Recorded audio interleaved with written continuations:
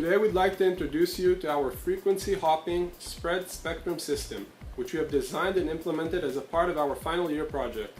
But first of all, what is frequency hopping?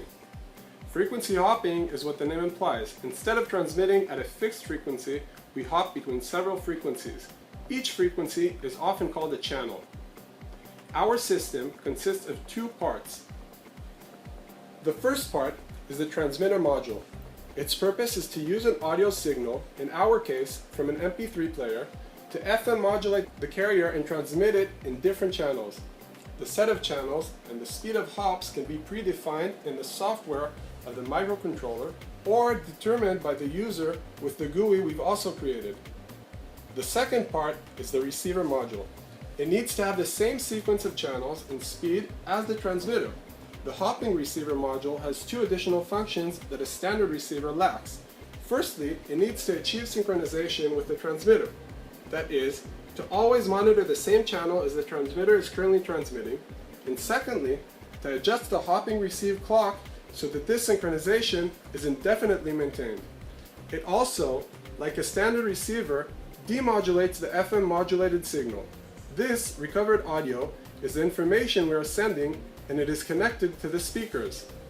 For example, let's choose 3 channels and a speed of 1 hop per second.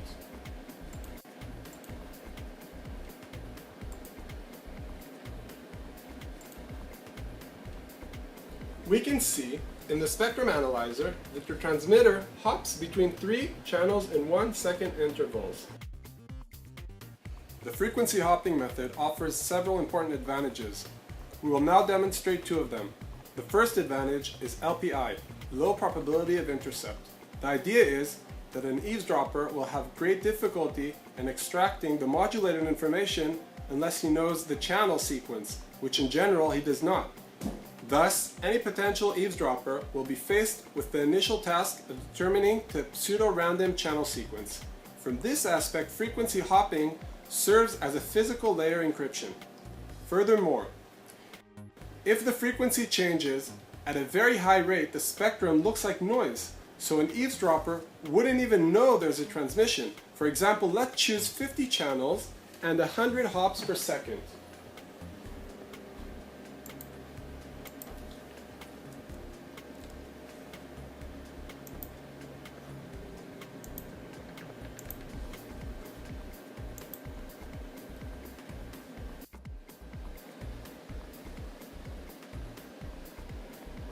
We can see that we can't tell the set and speed from the spectrum.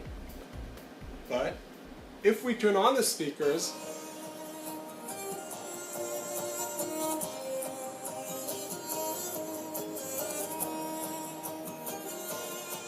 we can hear that the audio has good quality, meaning our receiver tracks the transmission very well.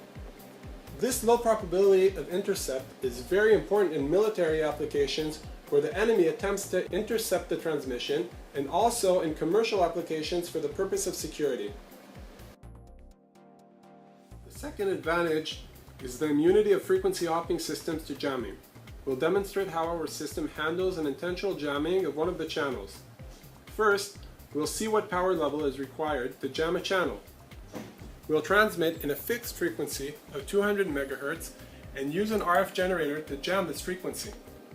Now, we'll turn on the music and turn up the power of the jamming signal up to the point where we can't hear the music anymore.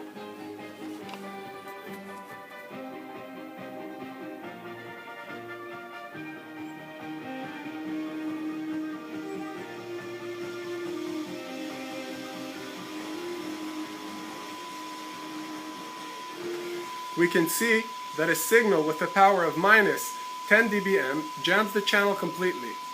Now, we'll choose a set of 50 channels. One of them is the jam channel and a hop speed of 100 hops per second. We can hear that our system handled the jamming very well and the music wasn't significantly affected. This immunity to jamming is critical in military application where the enemy attempts to jam the transmission, and also in commercial applications where noise interferes the transmission in some of the channels.